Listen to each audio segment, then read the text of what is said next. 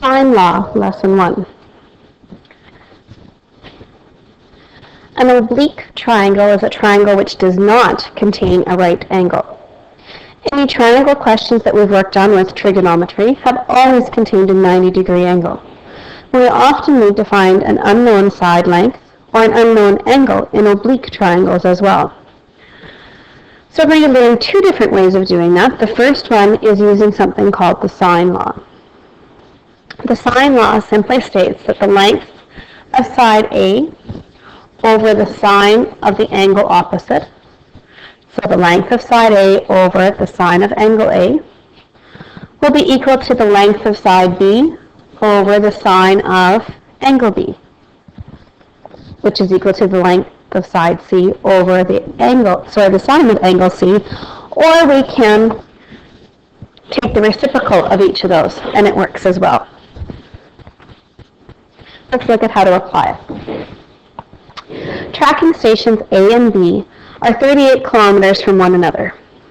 So that's the distance between A and B is 38. Angle A is 68 degrees, and angle B is 37 degrees.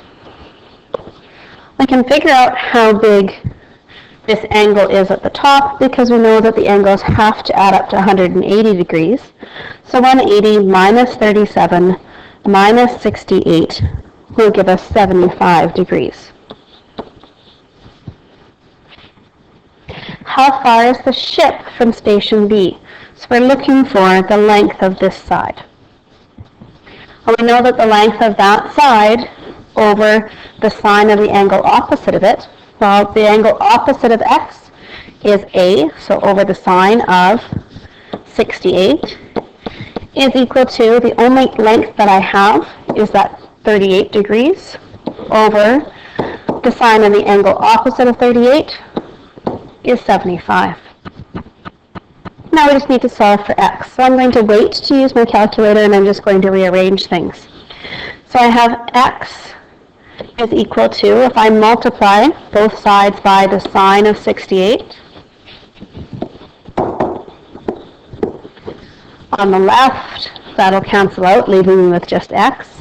On the right, I now have 38 times the sine of 68, which remember is just a decimal number, divided by the sine of 75. We can now go to our calculator and punch that in, and we find out that x is approximately equal to 36.5 kilometers.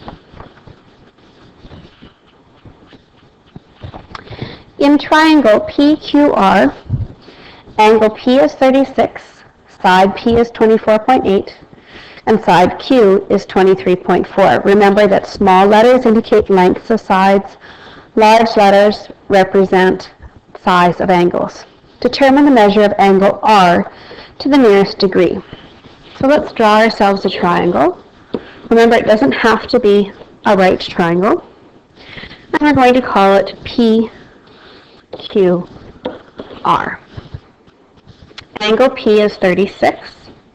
Side P is always across from angle P or opposite of angle P. So this side is 24.8. And side Q is 23.4. We're trying to decide how big angle R is. When I use the sine law for angle R, I would need to know how big side R is, which I don't know yet. But if I figured out how large angle Q was, I could use the fact that all angles add up to 180 degrees to find R. So let's try that instead. So I know that the sine of angle Q over the length of side Q, which is 23.4, will be equal to the sine of angle P, which is 36, over the length of side P, which is 24.8. Solving for sine Q, so we're going to multiply both sides by 23.4. On the left, they'll cancel out, and I'm left with sine Q equals 23.4 times the sine of 36. all divided by 24.8. Punching that into my calculator, I get that sine Q is equal to decimal 5546. Remember, we want at least 4 decimal places. And then if you remember from previous years, to find the angle, you need to use your second function key. So you want to actually do sine to the -1. And you should be able to get theta to be 34 degrees. So that means that in my picture, angle Q is 34. I can then find angle R because 180 minus the 2 angles that I know